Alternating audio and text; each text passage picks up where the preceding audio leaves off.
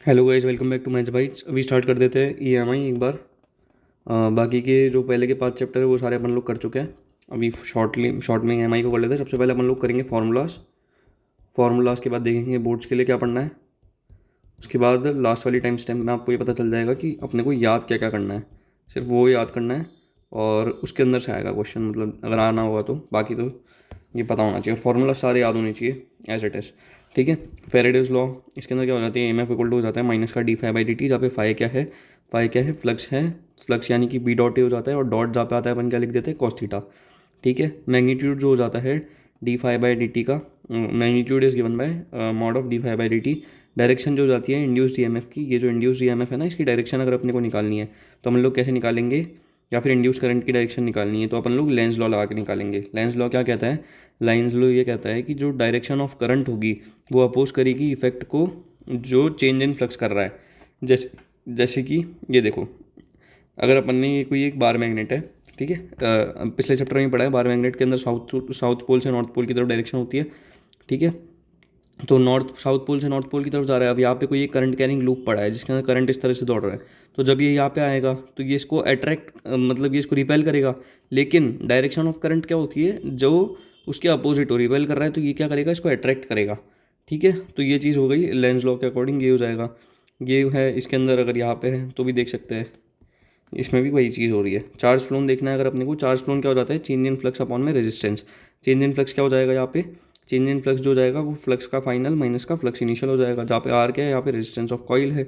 ठीक है। अब इसके अंदर सबसे ज़्यादा फेमस एग्जांपल क्या है कि दो कॉन्सेंट्रिक सर्कल्स होते हैं। ठीक है। इसके अंदर दो कॉन्सेंट्रिक शेल्स होती है, इसकी अंदर वाली की रेडियस है, बाहर वाली की रेडियस बी, और बाहर वाली रेडियस बी के अंदर अपने करंट टाइप फ्लो कर रहा होता है। तो अगर डायरेक्शन ऑफ करंट को अपन ने रिवर्स करा है तो चेंज इन फ्लक्स कितना हो जाएगा, चेंज इन फ्लक्स हो जाएगा ट्वाइस ऑफ बी इंटू ए। और ये बी इंटू ए क्या हो जाएगा, बी ए अपन ने वो देखा था ना क्या हो जाता है, वो मैग्नेटिक फ्लक्स का बी डॉट ए हो जाता है। तो उस according twice of B dot A हो जाएगा यहाँ पे। ठीक है। तो यहाँ पे बी क्या है, अगर अपने को इस तरह से कोई कॉन्सेंट्रिक ये दे रखा है तो चैप्टर नंबर अपन ने 4 के अंदर अपन ने ये पढ़ा है कि जो बी हो जाता है यहाँ पे बीच में, वो कितना हो जाएगा, बी हो जाएगा mu not I N upon में 2 आर मेरे अकॉर्डिंग। तो यहाँ पे क्या लिख रखा है, म्यू नॉट आई एन। हाँ, एन मतलब यहाँ नंबर ऑफ टर्न्स तो एक, ये सर्कल में तो एक ही होगा, और 2 आर से यानी कि ये 2 बी हो गया। ठीक है। उसके बाद में इनटू एरिया कर रखा है, एरिया किसका लिया है, छोटे वाले का एरिया लिया है, पाई ए का स्क्वायर हो गया। तो चार्ज फ्लो कितना होगा छोटी वाली कॉइल के अंदर, ये जो छोटी वाली कॉइल है ना इसके अंदर चार्ज फ्लो कितना होगा ये अपने को पता करना है। तो चार्ज फ्लो कितना हो जाएगा, चेंज इन फ्लक्स अपॉन में रेजिस्टेंस हो जाएगा, जहाँ पे रेजिस्टेंस ऑफ कॉइल है इस अकॉर्डिंग। ठीक है। ये वाला थोड़ा इंपॉर्टेंट है, इसमें ट्वाइस ऑफ बी हो जाता है, अपने को पता होना चाहिए।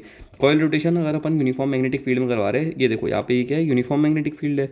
इसके अंदर अगर अपन ने किसी कॉइल को रखी है, इसको अपन लोग इस एक्सिस के अकॉर्डिंग अलॉन्ग ओमेगा से रोटेट करवा रहे हैं, आर रेडियस की कॉइल है ये, इसके अंदर नंबर ऑफ टर्न्स कितने एन है।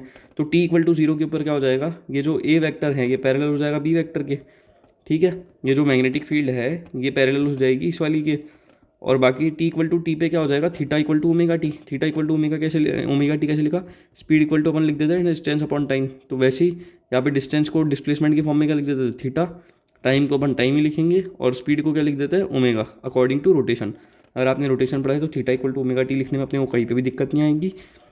चेन इन फ्लक्स कितना हो जाएगा, एन बी ए कॉस थीटा, तो मैंने बी डॉट ए बताया था आपको।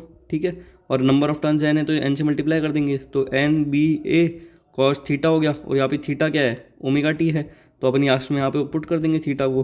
तो एन बी ए कॉस ओमेगा टी, ये आ गया। तो ई एम एफ क्या लिख लेंगे, माइनस का D phi by D T. तो माइनस का D phi by D T हो जाता है ई एम एफ। तो अब अपन को इसका डिफ्रेंशिएशन करना है, तो क्या हो जाएगा, एन बी ए और कॉस ओमेगा टी का क्या डिफरेंशिएशन हो जाता है, साइन ओमेगा टी। और यहाँ पे ओमेगा टी है तो इसके अंदर से ओमेगा यहाँ पे बाहर आ जाएगा according to chain law, chain rule.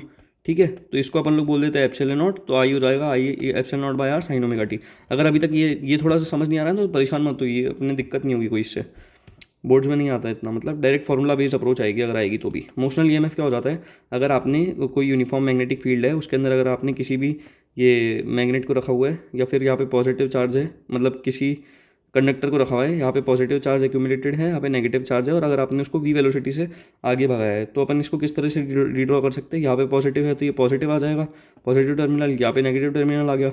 और साफ सी बात है, तो यहाँ पे रेजिस्टेंस भी कुछ ना कुछ तो होगी, क्योंकि इस टाइप से अगर कुछ कभी भी होता है तो रेजिस्टेंस लेते ही है कंडक्टर में। तो इसमें इलेक्ट्रिक फील्ड कितनी हो जाती है, velocity multiplied by magnetic field. Electric field कितनी हो जाएगी, अगर इसकी लिखने के लिए बोल दिया अपने को, तो इलेक्ट्रिसिटी हो जाएगी, ये इलेक्ट्रिक फील्ड हो जाएगी अपनी velocity multiplied by magnetic field. और ईएमएफ क्या हो जाएगी, बी, देखो magnetic field into length into V, EMF हो जाती है अपनी BLV। एप्लीकेबल कब कब होती है, जब वेलोसिटी, मैग्नेटिक फील्ड और इलेक्ट्रिक फील्ड ये तीनों क्या हो, एक दूसरे के परपेंडिकुलर हो। अगर दो दो भी इन दोनों में से कोई पैरेलल हो गए ना, तो ईएमएफ कितनी हो जाएगी, 0 हो जाएगी। ठीक है, अगर अपन ने किसी कंडक्टर को v वेलोसिटी से किसी थीटा एंगल के ऊपर मतलब ये v वेलोसिटी दी है, तो अपने ईएमएफ कितना हो जाएगा इसका, BL, और वेलोसिटी का कौन सा कंपोनेंट ले लेंगे, ये वाला ले लेंगे, क्योंकि ये वाले पे तो 0 आ जाएगा ना, तो या ये ले लेंगे, ये v साइन थीटा हो जाएगा, और ये वाला इधर थीटा है तो v कॉस थीटा हो जाएगा। ठीक है, तो v साइन थीटा ही तो इसको आगे बढ़ाने के काम कर रहा है, तो BL v साइन थीटा हो जाएगा। पॉजिटिव पोलैरिटी अपन ले रहे हैं direction of v cross b के अकॉर्डिंग, v क्रॉस b अपने को करना आता है। ठीक है, कर्ल से कर लेंगे अपन लोग v क्रॉस b, कोई इशू नहीं है। पॉजिटिव पोलैरिटी का लेनी, नेगेटिव पोलैरिटी का लेनी, अपने को पता होना चाहिए। जैसे ये पॉजिटिव पोलैरिटी है, ये नेगेटिव पोलैरिटी है, ये अपन किस तरफ ले रहे हैं ये अपने को आइडिया होना चाहिए। मोशनल ईएमएफ किसी भी रैंडम शेप वायर की, अगर ये कोई एक मैग्नेटिक फील्ड है, ये जैसे यूनिफॉर्म मैग्नेटिक फील्ड का रीजन है, इसके अंदर अगर अपन ने कोई भी रैंडम शेप वायर है इसको प्लेस कर दिया है, तो उस यहाँ पे, तो उसका यहाँ पे पोटेंशियल x है, यहाँ पे पोटेंशियल y है। ठीक है, उसको अपन ने v वेलोसिटी से एक्सेलरेट करा है, तो अपन क्या करेंगे, इसकी जो डिस्टेंस बिटवीन दिस होती है ना, ये डिस्टेंस बिटवीन टू एंड्स, इसको यहाँ पे अपन लोग L लेंथ लेट करके उसका लिख देंगे ईएमएफ, तो वो सेम हो जाएगा, ईएमएफ इक्वल टू BLV हो जाएगा इसके अंदर। मोशनल ईएमएफ अगर अपन किसी रोटेटिंग कंडक्टर में देख रहे हैं, तो ये कोई एक पॉइंट है, उससे L डिस्टेंस दूर अपन ने कोई एक ये कंडक्टर रख रखा है। ठीक है, अब यहाँ पे x डिस्टेंस दूर अपन ने इसके अंदर dx एलिमेंट लिया है, उसको वेलोसिटी v दी है ओमेगा x, मैग्नेटिक फील्ड में प्रेजेंट है, तो इसका ईएमएफ कितना हो जाता है, half B omega r square minus का L स्क्वायर। अगर इसके अंदर L 0 है, L 0 मतलब क्या हो जाएगा, आपका ये जो L है ना, ये 0 है, इसका मतलब ये जो चीज़ है वो यहाँ पे पड़ी है एज इट इज़, ये जो पूरी की पूरी चीज़ है ना भाई, ये यहाँ पर पड़ी है, तो क्या हो जाएगा, EMF equal to half B omega r square. और अबव फिगर के लिए higher potential, for above figure P at higher potential, यहाँ पर P है हायर पोटेंशियल, क्योंकि जो फ्लो ऑफ वो होता है ना, वो हो जाता है higher potential to lower potential. Parallel rail track problems देखते हैं, वैसे तो ये कॉम्पिटेटिव एग्जाम्स में आती है, तो एक बार फिर भी देख लेते हैं अपन लोग कि यहाँ पे अगर कोई दो ये कंडक्टर है, इन दोनों के बीच में अपन लोगों ने यहाँ पे इन दोनों को किसी रेजिस्टेंस से कनेक्ट कर रखा है, यहाँ पे बैटरी लगा रखी है, तो इसकी वेलोसिटी कितनी हो जाएगी, वेलोसिटी हो जाएगी एफ नॉट आर अपॉन में, ये टर्मिनल वेलोसिटी हो जाएगी एफ नॉट आर अपॉन में बी स्क्वायर L स्क्वायर। ये आपको याद नहीं करना बिल्कुल भी, आपको याद करना है अगर तो ये वाली चीज़ याद करनी है। ठीक है, अगर कोई दो है ये और इसके बीच में एक्सीलरेशन पूछ लिया अपने को कि भाई ये जो रॉड है इसके बीच में कैपेसिटेंस लगा दी, और यहाँ पे पूछ लिया कि ये जो रॉड है इसका एक्सीलरेशन वगैरह कितना हो जाएगा, तो एफ नॉट अपॉन में M B plus B square L square C हो जाएगा। ठीक है, सी क्या हो गई यहाँ पे, कैपेसिटेंस हो गई, और एक्सीलरेशन कांस्टेंट हो जाता है। Induced electric field varying magnetic field के अंदर अगर कोई सिलेंड्रिकल रीजन है, तो अगर हम जैसे अब ये क्या है, एक सिलेंड्रिकल रीजन है, इसके अंदर क्या है, ये इंड्यूस्ड मैग्नेटिक फील्ड कितनी हो जाएगी इसके अंदर, ये अगर अपने को बताना है इंड्यूस्ड इलेक्ट्रिक फील्ड, तो अगर अपन इसके अंदर ये जैसे ये रेडियस आर है, ये वाली पूरी बड़ी आर है और ये छोटी आर है, तो अपन लोग छोटी आर से छोटी आर की तरफ देख रहे हैं, तो ये हो जाएगी R/2 dB/dt। और अगर अपन लोग बड़े आर से मतलब ये आर जो है यहाँ पे है, इधर की तरफ है, ये वाला आर इधर की तरफ देख रहे हैं, यहाँ तक तो ये कैपिटल आर था, जैसे ये देखो ये क्या हो गया, ये हो गया स्मॉल आर, ये वाला यहाँ तक हो गया कैपिटल आर, और अपन लोग देख कहाँ पे रहे, यहाँ पे रहे। ठीक है, तो यहाँ पे हो जाएगा R² अपॉन में 2R dB/dt। ग्राफ भी अपने को पता होना चाहिए, नहीं तो ग्राफ की एक साथ कंप्लीट वीडियो आएगी, उसमें देख लेंगे, तो कोई इशू नहीं। अगर आपको अभी ऐसे याद नहीं रहे तो एक ही टाइम पे अगर किसी चीज़ को पढ़ेंगे ना, तो अपने को पूरा याद हो जाएगा, इसलिए मिक्स पढ़ेंगे तो थोड़ा अपन भूल सकते हैं। एडी करंट्स में देख लेते हैं कि अगर अपन लोगों ने कोई भी मेटल बॉडी को टाइम वेरिंग मैग्नेटिक फील्ड के अंदर प्लेस किया है, जैसे अब इसके अंदर क्या होगा, जैसे ये कोई एक मान लेते हैं मेटल की बॉडी है, इसके अंदर इसको अपन ने यहाँ पे टाइम वेरिंग मैग्नेटिक फील्ड में प्लेस किया। जैसे अब मैं t इक्वल टू मतलब 0 सेकंड पे तो मैं यहाँ पे चला रहा हूँ, दे रहा हूँ उसको मैग्नेटिक फील्ड, फिर 10 सेकंड तक दे ही नहीं रहा, उसके बाद में 20 सेकंड पे इसको वापस से दे रहा हूँ मैग्नेटिक फील्ड, तो ये क्या है, टाइम वेरिंग मैग्नेटिक फील्ड है ना, तो इसके अंदर क्या होगा, छोटे छोटे करंट्स इंड्यूस होने लगेंगे इस वजह से, क्योंकि मैग्नेटिक फील्ड आ रही है जा रही है, आ रही है जा रही है, तो इस वजह से क्या होगी, हीट डिसिपेट होगी।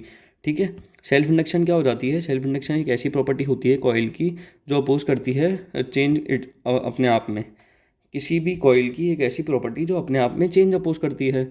किसी भी कॉइल के लिए करंट आई है, अगर कोई कॉइल है जिसमें करंट आई है, तो फ्लक्स क्या हो जाता है अपना, फ्लक्स जो जाता है वो डायरेक्टली प्रोपोर्शनल टू आई हो जाता है, यानी कि self linkage due to an own I, इसके अंदर self linkage due to own I कितना हो जाएगा, ये flux equal to L I. अगर ये प्रोपोर्शनलिटी का है तो उसको एल लिखेंगे, और एल क्या हो जाता है, इंडक्टेंस बोल देता है इसको अपन, या फिर यूनिट इसकी हो जाती है हेनरी। ठीक है, अगर करंट अपना वेरिंग है, मतलब ये करंट वेरी करता है, तो ये फ्लक्स क्या हो जाएगा, अब अपन लोग माइनस EMF क्या लिखते थे अपन लोग, माइनस का d∅/dt लिखते थे। तो इस अकॉर्डिंग अगर अपने को इसमें EMF लिखनी है तो अपन क्या लिख लेंगे, माइनस का LDI/dt। EMF कितना हो जाएगा, मॉड ऑफ LDI/dt। अगर पोलैरिटी अपन लोग किससे निकाल देंगे, लेंस लॉ से। लेंस लॉ मैंने आपको स्टार्टिंग में सेकंड वाले पॉइंट में बता ही दिया था, ठीक है। तो अगर अपने को L निकालना है, L क्या है यहाँ पे, सेल्फ इंडक्टेंस है। सेल्फ इंडक्टेंस क्या हो जाती है, ऐसी कॉइल की प्रॉपर्टी जो अपने आप में चेंज अपोज करती हो, ऐसी कॉइल की प्रॉपर्टी जो अपने आप में चेंज अपोज करती हो। अगर ये कोई एक सोलिनॉइड है या फिर इंडक्टर है, इसके अंदर अपन ने करंट I फ्लो करवाया है, L लेंथ का इंडक्टर है, N टर्न्स है इसमें, A इसका एरिया है। सोलिनॉइड का मैग्नेटिक फील्ड कितनी हो जाती थी अकॉर्डिंग टू चैप्टर नंबर 4, भी हो जाती थी अपनी μ0Ni। देखिए यहाँ पे भी अपन ने ये यूज़ कर रखी है μ0Ni, जहाँ पे N को क्या लिख सकते हैं अपन लोग, नंबर ऑफ टर्न्स अपॉन में पर यूनिट लेंथ। यहाँ पर ये लिख लिया अपन ने। उसके बाद में फ्लक्स इक्वल टू NBA हो जाता है, इससे अपन ने ये फॉर्मूला निकाल लिया। L इक्वल टू हो जाता है μ0N² अपॉन में स्मॉल l। अपने को ये वाला फॉर्मूला बाय हार्ट याद होना चाहिए। अगर अपने को बैटरी की पोलैरिटी बतानी है, कितनी इंड्यूस की गई है किसी भी इंडक्टर में, मोस्ट आस्क्ड क्वेश्चन के अंदर से ये एक है। बोर्ड्स के अंदर, JEE के अंदर तो ये बहुत ज़्यादा पूछा जाता है। नीट का मेरे को पता नहीं है इसमें, नीट में इतना हार्ड नहीं पूछते ना। बात ये है, देखिए ये अगर कोई एक इंडक्टर है, इसके अंदर अपन ने यहाँ पर एक्स पोटेंशियल है, यहाँ पर वाई पोटेंशियल है। इसके अंदर अगर अपन ने किसी करंट, कांस्टेंट करंट को फ्लो करवाया है इधर की तरफ जब अपन फ्लो करवाएंगे ना, तो क्या हो जाएगा, एक्स वाई का ऐसे प्लेन वायर बन रहा है यहाँ पे। अगर अपन ने बढ़ता हुआ करंट, अगर करंट कांस्टेंट फ्लो कर रहा है तब तो प्लेन वायर बन रही है। अगर इंक्रीजिंग करंट है मतलब कि इसको क्या करना पड़ेगा, ये पॉजिटिव पोलैरिटी की तरह एक्ट करना पड़ेगा, क्योंकि जो करंट का फ्लो होगा वो पॉजिटिव टू नेगेटिव हो जाता है। तो इस तरह से यहाँ पे क्या हो जाएगा, EMF इसकी हो जाएगी LDI/dt, जहाँ पर ये क्या है, पॉजिटिव में है। अगर करंट डिक्रीजिंग है तो इसके जो ये बनेगा ना, ये नेगेटिव से यहाँ पे पॉजिटिव की तरफ जा रहा है, मतलब डिक्रीज कर रहा है करंट। तो इस टाइप की अपने को पोलैरिटी बनानी होगी। अपने को ये पता होना चाहिए कि कौन सी पोलैरिटी कब बनेगी, जब इंक्रीजिंग है तो ये वाली पोलैरिटी बनेगी, डिक्रीजिंग है तो ये वाली पोलैरिटी बनेगी। अपने को बाय हार्ट याद होना चाहिए। यहाँ पर ये देख लेते हैं कि ये जो है पूरा इस टाइप का बना रखा है। अब यहाँ पर क्या बोल रखा है इसने, करंट डिक्रीजिंग है अगर, तो नेगेटिव और पॉजिटिव इस टाइप से बन रहा है। अब देख लेते हैं यहाँ पे माइनस प्लस, यहाँ पे आ गया करंट, इसमें 5 एम्पियर दे रखा है, DI/dt इसमें 10 एम्पियर दे रखा है। तो अगर अपने को Vx मतलब यहाँ पे पोटेंशियल पूछ लिया कि what is the potential in this, ये पूरा का पूरा what is the potential between X and Y, तो अपन क्या लिखेंगे, Vx माइनस का Vy लिखेंगे। जहाँ पर Vx माइनस की Vy के अकॉर्डिंग अपन लोग क्या करेंगे, ये इसमें 5 एम्पियर करंट फ्लो कर रहा है, तो वड़ा इक्वल टू क्या हो जाता है, इडली इंटू रस्सम हो जाता है। अपने को वड़ा ही तो निकालना है, और वड़ा इसके अंदर इडली कितनी दे रखी है, 5 दे रखी है, रस्सम इसके अंदर 1 दे रखा है। तो इस वाले रजिस्टर के अंदर से 5 यूनिट वोल्टेज जाएगा, और ऐसे उसके बाद में माइनस का 15 कर देंगे, माइनस का ये 0.5 हेनरी। अब अपने को कैसे पता चलेगा कि इस वाली इंडक्टर का क्या करना है, जब करंट डिक्रीज कर रहा होता था तो अपन लोग इसके अंदर इस टाइप की पोलैरिटी बना देते थे। तो इसमें माइनस पहले आएगा, तो माइनस का यहाँ पर ये माइनस का LDI/dt से EMF इक्वल टू LDI/dt से अपन लोग इसको करेंगे, और यहाँ पे आ जाएगा, कैसे करेंगे, 0.5 इंटू 10 कर देंगे, जहाँ पर 10 नीचे आ जाएगा, 10 से 10 कट जाएगा, क्या बचेगा, 5 बचेगा। 5 ही तो यहाँ लिख रखा है। ग्रोथ या फिर डीके अगर अपने को करंट लिखनी है LR सर्किट के अंदर, LR मतलब देखिए, सबसे पहले अगर LR सर्किट दे रखा है तो इसमें क्या प्रेजेंट होगा, एक तो इसके अंदर इंडक्टर प्रेजेंट होगा और एक रेजिस्टेंस प्रेजेंट होगी। तो अगर ग्रोथ है और या फिर डीके है, अगर इसके अंदर ग्रोथ है तो T इक्वल टू 0 के ऊपर करंट 0 होता है। ये देखो यहाँ पर ये स्विच खुला है, जैसे ही अपन ने इस स्विच को बंद किया, ये इस टाइप का होता है, जैसे ये स्विच जो है ना ये खुला होता है। अब मैं बता नहीं सकता, 3D वाला स्विच जो है वो खुला होता है। अगर जैसे ही अपन ने स्विच को बंद करेंगे तो इस EMF के थ्रू ये पॉजिटिव है, तो यहाँ पर करंट दौड़ने लगेगा, तो यहाँ पर L और R के थ्रू जाएगा। तो I इसके अंदर कितना हो जाएगा, करंट I हो जाएगा I0 1 माइनस का E की पावर माइनस का RT अपॉन में L। सारी चीज़ों का अपने को नाम तो पता ही है। टाउ क्या हो जाएगा, L अपॉन R हो जाएगा, और I0 कितना हो जाएगा, I0 is the maximum current that can flow by this ये पोलैरिटी या फिर बैटरी, तो ये हो जाएगा E अपॉन R। अगर अपना डिके कर रहा है, यानी कि करंट क्या कर रहा है, डिक्रीज कर रहा है, या फिर करंट जो है इसके अंदर क्या है, डीके के अंदर कभी भी है ना बैटरी नहीं होती, बिना बैटरी का होता है। तो ये इंडक्टर के थ्रू यहाँ पर अगर करंट फ्लो कर रहा है तो इस रेजिस्टेंस के अंदर जाएगा, तो किसी टाइम टी पे I equal to I0 E की पावर माइनस का RT अपॉन L हो जाएगा, जहाँ पर टाउ क्या हो जाता है, L/R। Tau is the relaxation time between two collisions, average time between the two collisions, ठीक है। एनर्जी स्टोर्ड अगर अपने को निकालनी है, अपने को एक इंडक्टर दे रखा है, उसमें कोई करंट I फ्लो कर रहा है, तो उसकी मैग्नेटिक एनर्जी स्टोर्ड अपन किस तरह से लिखेंगे, अपन इसको इस तरह से लिखेंगे, U equal to half L/I का स्क्वायर। अगर अपने को बिहेवियर बताना है इंडक्टर का किसी टाइम 0 के ऊपर और किसी टाइम इनफाइनाइट के ऊपर, अगर T इक्वल टू 0 के ऊपर इंडक्टर किस तरह से बिहेव करेगा, ओपन सर्किट की तरह बिहेव करेगा, क्योंकि अगर स्विच खुला ही नहीं होगा तो करंट दौड़ ही नहीं रहा होगा, और अगर करंट दौड़ ही नहीं रहा होगा तो सर्किट पूरा होगा ही नहीं, तो आगे की तरफ कुछ जाएगा ही नहीं, इसलिए ये ओपन सर्किट की तरह बिहेव कर रहा है। टी इक्वल टू इनफाइनाइट पे अगर अपन देखेंगे तो इसके अंदर करंट फ्लो कर रहा होगा, करंट जितना ज़्यादा फ्लो करेगा तो क्या है, प्लेन वायर बनना होगा, क्योंकि करंट को अगर आगे की तरफ पास होना है तो ये प्लेन वायर के थ्रू ही तो करेगा, कभी भी इंडक्टर के थ्रू करंट तो फ्लो कर ही नहीं सकता, प्लेन वायर के थ्रू करेगा। अब जैसे कि ये देखिए इसमें टी इक्वल टू 0 दे रखा है, तो अपन इसको यहाँ पर ऐसे ऐसे बना लेंगे, ये इसको कंसिडर नहीं करेंगे, तो यहाँ वाली ब्रांचिंग तो हट ही जाएगी, सिर्फ 3 ओम का होगा और ये 6 ओम का होगा, तो करंट निकाल सकते हैं। अकॉर्डिंगली इसमें भी देख लेंगे अपन।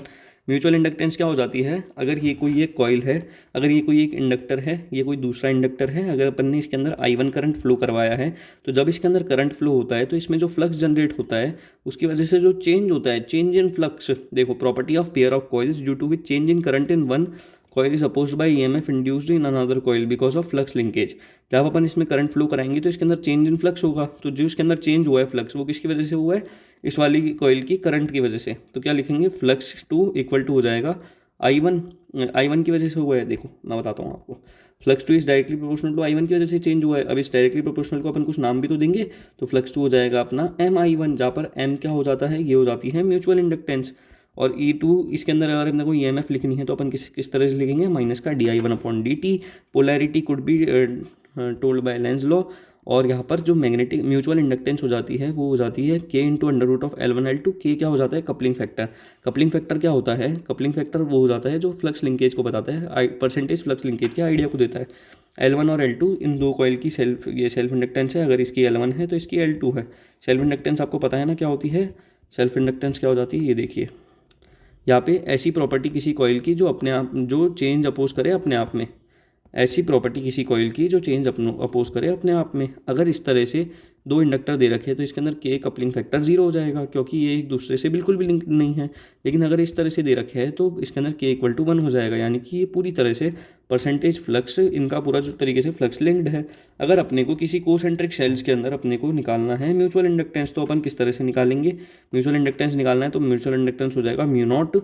ठीक है, यहाँ पर देखिए फ्लक्स क्या हो जाता है अपना, फ्लक्स हो जाता है अपना B.A, या फिर अपन क्या लिख सकते हैं इसको, इसके अंदर अगर अपने को B लिखनी है तो B अपन लोग किस तरह से लिखते थे, according to chapter number 4, when we write flux for the concentric shells then we write it accordingly mu not IN upon में 2R, where N are the number of turns and R is the radius of the coil, radius of the bigger coil. तो यहाँ पर mu naught I upon 2 भी लिख लेंगे, and the area enclosed is been taken of the smaller coil, the pi A square ले लेंगे और यहाँ पर ये लिख देंगे।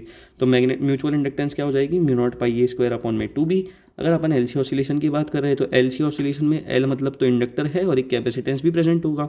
तो यहाँ पर अगर एक इंडक्टर प्रेजेंट है, यहाँ पर एक कैपेसिटेंस प्रेजेंट है, ये T इक्वल टू 0 पे है, तो यहाँ पे कुछ भी नहीं हो रहा। ठीक है, T इक्वल टू थोड़ा सा आगे बढ़ने के बाद में क्या होगा, ये जो कैपेसिटेंस है इसकी वजह से यहाँ पर ये Q0 चार्ज था, माइनस Q0 था, इस वजह से क्या होगा, अगर ये करंट थोड़ा पास कराएगा तो करंट की पास कराने की वजह से यहाँ पर चार्ज बढ़ेगा, और एक ऐसा टाइम आ जाएगा जब यहाँ पर पूरा कैपेसिटेंस का जो चार्ज है वो खत्म हो जाएगा और वो पूरा इंडक्टर कंज्यूम कर लेगा। तो टोटल एनर्जी जो हो जाएगी वो तो इसमें कांस्टेंट हो जाएगी। तो इसके अंदर सबसे पहले, और मैंने आपको अगर याद हो तो कैपेसिटेंस जो चैप्टर पढ़ाया था उसके अंदर मैंने आपको एक चीज़ याद रखने के लिए कहा था कि जब बैटरी इंड्यूस नहीं होती है तो उसके अंदर Q0 स्क्वायर बाय 2C जो होती है वो एनर्जी स्टोर होती है। तो Q0 स्क्वायर बाय 2C इसने यहाँ पर ले लिया। उसके बाद में जब अपन ने इसमें एनर्जी कंजर्वेशन लगाया तो यहाँ पर इसके अंदर Q स्क्वायर बाय 2C आ गई, क्योंकि इसमें बैटरी इज रिमूव्ड। और यहाँ पर क्या आ जाएगी, इसकी हाफ LI स्क्वायर आ जाएगी। हाफ LI स्क्वायर आपने किस तरह से लिखी है, ये क्या हो जाता है, एनर्जी स्टोर्ड इन ये इंडक्टर की वजह से। तो जब इसमें करंट I0 फ्लो कर रहा होगा तो हाफ LI0 स्क्वायर हो जाएगा। ठीक है, तो इसको इस तरह से याद रख सकते हैं। ओमेगा इसमें हो जाएगी 1/√LC। टाइम पीरियड अपन याद रखेंगे, ओमेगा अपन याद नहीं रखेंगे। Time period equal to 2π√LC हो जाता है, क्योंकि ये 2π/ω हो जाता है ना, इसलिए। जनरल इक्वेशन क्या हो जाती है, Q equal to Q0 sine omega T plus का फाई, और I क्या हो जाती है, करंट की हो जाती है I equal to I0 cos omega T plus का phi. I0 is the maximum current that can pass through the coils and Q0 is the maximum charge that can pass through the coils.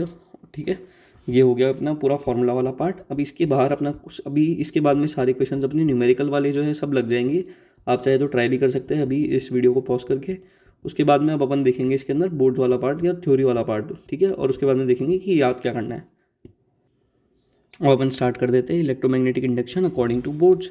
इसके अंदर topic 1 क्या है, magnetic flux या फिर Faraday's law. अपने को सबके फॉर्मूलाज पता ही है। इलेक्ट्रोमैग्नेटिक इंडक्शन क्या हो जाती है, इलेक्ट्रोमैग्नेटिक इंडक्शन एक ऐसा प्रोसेस होती है इलेक्ट्रिक करंट जनरेट करने का जो चेंज इन मैग्नेटिक फील्ड के साथ में इलेक्ट्रिक करंट जनरेट करती है। ठीक है, यहाँ पर लिख ही रखा है, जो अगर मैग्नेटिक फील्ड चेंज करती जा रही है तो चेंज इन मैग्नेटिक फ्लक्स क्या हो जाएगा, एन बी ए कॉस थीटा। ये इस बंदे ने कैसे लिख दिया, ये इसलिए ऐसे लिख दिया, बी डॉट ए से लिख दिया अपना बी ए कॉस थीटा, और अगर एन है नंबर ऑफ टर्न्स तो इससे मल्टीप्लाई कर दिया, जहाँ पर थीटा क्या हो जाता है, एंगल हो जाता है मैग्नेटिक फील्ड और नॉर्मल टू द प्लेन के अकॉर्डिंग। मैग्नेटिक फ्लक्स डेंसिटी क्या हो जाती है, change in magnetic flux per unit change in area is called magnetic flux density. कभी भी डेंसिटी आ जाए तो सबसे पहले अपने को ये सोचना है कि ये क्या चीज़ है। अब मैग्नेटिक फ्लक्स डेंसिटी क्या हो जाएगी, change in magnetic flux. Magnetic flux मतलब ये जो फ्लक्स है इसमें जो चेंज हो रहा है पर यूनिट एरिया, इसको अपन लोग क्या बोल देते हैं, मैग्नेटिक फ्लक्स डेंसिटी। ठीक है,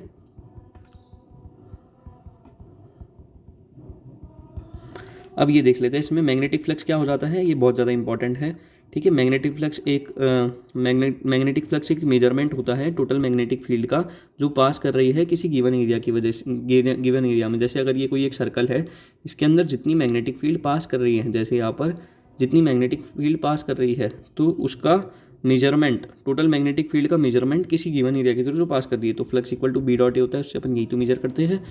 अगर ये जो number of magnetic field lines passing जो है through a close surface, it is the number of magnetic field lines passing through a close surface. ठीक है, just like an electric flux, ये जो होता है प्रोडक्ट होता है एवरेज मैग्नेटिक फील्ड का और परपेंडिकुलर एरिया का जो पेनिट्रेट करता है। बी डॉट ए के अकॉर्डिंग अपन ये लिख सकते हैं, ये वाला स्टेटमेंट भी अपने को ये वाली डेफिनेशन याद होनी चाहिए क्योंकि एग्जाम में पूछी जाने वाली चीज़ है। ठीक है, फेराडेज लॉ या फिर ऑफ इलेक्ट्रोमैग्नेटिक इंडक्शन क्या कहता है, फेराडेज का फर्स्ट लॉ ये कहता है कि जब अपन किसी कंडक्टर को प्लेस करते हैं टाइम वेरिंग मैग्नेटिक फील्ड के अंदर, तो इसके अंदर ईएमएफ प्रोड्यूस होती है। जो अब कंडक्टर को प्लेस किया तो क्या हुआ है, ईएमएफ प्रोड्यूस हुआ है जो कि इंड्यूस्ड ईएमएफ कहलाती है। और अगर अपन ने किसी कंडक्टर को किसी क्लोज सर्किट के अंदर रखा है तो करंट भी उसमें इंड्यूस होगा, तो उसको अपन क्या बोलते हैं, इंड्यूस करंट बोल देते हैं। फेराडेज का फर्स्ट लॉ ये कहता है। फेराडेज का सेकंड लॉ क्या कहता है, जब इंड्यूस्ड ईएमएफ इक्वल होती है rate of change of magnetic flux linkage के, तो जो फ्लक्स लिंकेज होता है वो प्रोडक्ट होता है number of turns in the coil और flux associated with the coil. ठीक है, ये भी चीज़ अपने को फॉर्मूला के अकॉर्डिंग पता है, लेकिन अगर अपन इसको डेफिनेशन में लिखना जानते हैं तो अपने पूरे मार्क्स आएंगे। जब ये क्या हो जाता है, वेयर फ्लक्स भी is the change in magnetic flux, ये सब अपने को पता ही है ये चीज़ें। तो फेराडेज का फर्स्ट लॉ, फेराडेज का सेकंड लॉ अपने को पता होना चाहिए। ठीक है, और मैग्नेटिक फ्लक्स डेंसिटी क्या हो जाती है ये भी अपने को पता होना चाहिए।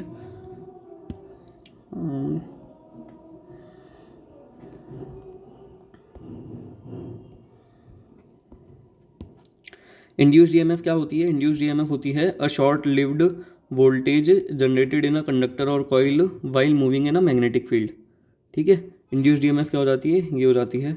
इंड्यूस्ड इलेक्ट्रिक फील्ड क्या हो जाती है, इंड्यूस्ड इलेक्ट्रिक फील्ड हो जाती है field generated due to changing magnetic flux with time, field generated due to changing magnetic flux with time. तो इसके अंदर इंड्यूस्ड ईएमएफ अगर यहाँ पर डेफिनेशन लिख रखी है तो यहाँ से अगर अपन याद रखेंगे तो ज़्यादा सही रहेगा। तो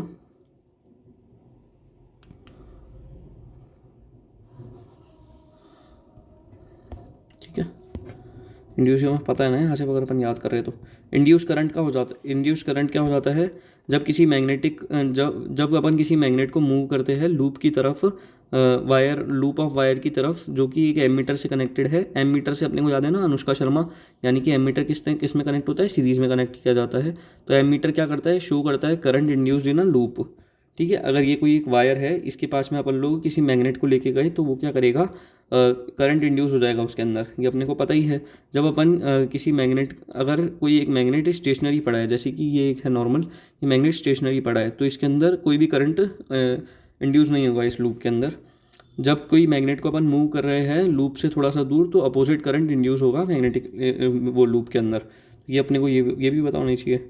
मोशनल ईएमएफ क्या हो जाता है, रिलेशनशिप होती है, relationship between induced EMF of a wire और conductor of length moving at a constant speed v through a magnetic field is given by ये अपन को इतना याद करने की जगह अपने को डायरेक्ट फार्मूला पता है, तो दैट्स गुड। मतलब induced EMF according to Faraday's law is generated which opposes the change in flux, पता है। मैग्नेटिक और इलेक्ट्रिक फोर्स जो होती है on charges in a rod moving perpendicular to magnetic field is given us, ये पता ही है। लेंज लॉ क्या कहता है, डायरेक्शन ऑफ, लेंज लॉ क्या निकालने के काम आता है, direction of induced EMF always opposes the change in magnetic flux which causes EMF. ठीक है, ये एक्सप्लेन करता है जो नेगेटिव साइन है फेराडेज रूल के अंदर, वो अपने पोलैरिटी बताता है इंड्यूस्ड ईएमएफ की, कि उसकी क्या टेंडेंसी है करंट प्रोड्यूस करने की, और अपोज क्या करता है वो मैग्नेटिक फ्लक्स के अंदर। ठीक है, नेगेटिव साइन मतलब डिपिक्ट करता है डायरेक्शन ऑफ करंट को। ओके, कंजर्वेशन ऑफ एनर्जी के हिसाब से इंड्यूस्ड ईएमएफ जो हो जाती है वो induced EMF opposes its cause making mechanical work to continue with the process which gets converted into electrical energy. Induced EMF के अंदर क्या हो जाता है, मैकेनिकल वर्क जो है ना वो अपने इलेक्ट्रिकल एनर्जी के अंदर जो कंजर्व होता है, तो उसका जो चेंज कॉज करता है वो इंड्यूस्ड ईएमएफ करता है। ठीक है, तो लेंज लॉ के अपने को 2 पॉइंट्स याद होनी चाहिए, ये इलेक्ट्रिक जनरेटर्स या फिर बैक ईएमएफ क्या कहता है, electric generators rotates a coil in magnetic field inducing an EMF which is given as function of time. ठीक है, पता है अपने को पीक ईएमएफ क्या होती है, is of a generator is ये any rotating coil back EMF. अब अपन को ये तीनों चीज़ें याद करनी है। इलेक्ट्रिक जनरेटर क्या हो जाता है, ऐसा डिवाइस जो मैकेनिकल वर्क को इलेक्ट्रिकल एनर्जी में कन्वर्ट कर दे जिससे induced an EMF by rotating a coil in magnetic field, जो कि इंड्यूस करे किसी ईएमएफ को मैग्नेटिक फील्ड के अंदर कॉइल रोटेट करने के लिए। मोशनल ईएमएफ क्या हो जाता है, वोल्टेज जो वोल्टेज प्रोड्यूस होता है किसी कंडक्टिंग वायर को मूव करने से, कंडक्टर या फिर किसी कंडक्टर को मूव करने से मैग्नेटिक फील्ड में। बैक ईएमएफ क्या हो जाती है, ऐसी ईएमएफ जो जनरेट होती है मोटर, जैसे अगर अपन लोगों ने किसी रनिंग मोटर को चलाया है तो ऐसी ईएमएफ जो जनरेट होती है कॉइल की वजह से जो मैग्नेटिक फील्ड को that turns in a magnetic field, जो मैग्नेटिक फील्ड के अंदर बदल जाती है और वो अपोज करती है वोल्टेज को जो पावर ऑफ मोटर का होता है। ठीक है, अब जैसे ये कोई एक रनिंग मोटर है, इसके अंदर जो ईएमएफ जनरेट हुई है कॉइल की वजह से किसी मैग्नेटिक फील्ड के अंदर, तो उस चीज़ को अपोज करना, opposes the voltage that powers the motor, वही चीज़ मोटर को पावर देती है।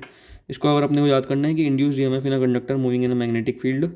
ठीक है, तो अपन इसको किस तरह से याद रखेंगे, I eat plain loaf and boiled vegetables. ठीक है, इसका इंटरप्रिटेशन क्या हो जाएगा, induce EMF product of length of conductor magnetic field velocity, ये हो जाएगी induce EMF BLV, product of length of conductor velocity. अगर अपने को फॉर्मूला याद नहीं हो रहा तो अपन इस तरह से कर सकते हैं। वैसे तो अपने को इंड्यूस ईएमएफ का फॉर्मूला पता ही है, ई इक्वल टू बीएलवी होता है, नहीं हो रहा तो अपन इस तरह से कर सकते हैं। ठीक है, सेल्फ या फिर म्यूचुअल इंडक्टेंस क्या कहलाती है, म्यूचुअल इंडक्टेंस वो चीज़ होती है जो the production of induced EMF in a circuit when the current is neighboring circuit changes। मैंने आपको बता ही दिया, जो शॉर्ट नोट्स में बताया था वो ज़्यादा इजीली बताया था इसमें।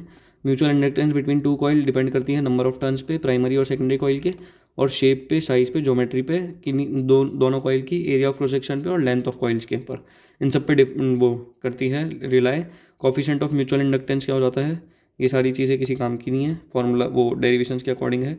अपने को इसमें याद क्या करना है कि इंडक्टेंस क्या हो जाती है, इंडक्टेंस एक टेंडेंसी होती है इलेक्ट्रिकल कंडक्टर को इलेक्ट्रिकल कंडक्टर की जो change in electric current flowing through it, जो अपोज करती है चेंज को इलेक्ट्रिक करंट फ्लो कर रहा होता है उसका।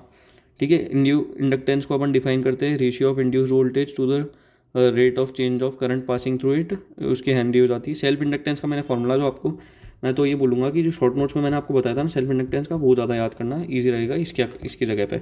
सेल्फ इंडक्शन क्या हो जाता है, the production of induced EMF in a circuit when the current in same circuit changes is known as self induction. ये ठीक है, इंडक्टेंस मैंने आपको उधर बता ही दिया था हेनरी के अकॉर्डिंग, ये कुछ भी नहीं पढ़ना, मैं टिक कर ही देता हूँ।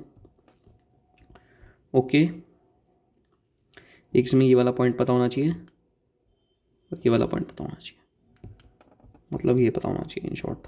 ठीक है,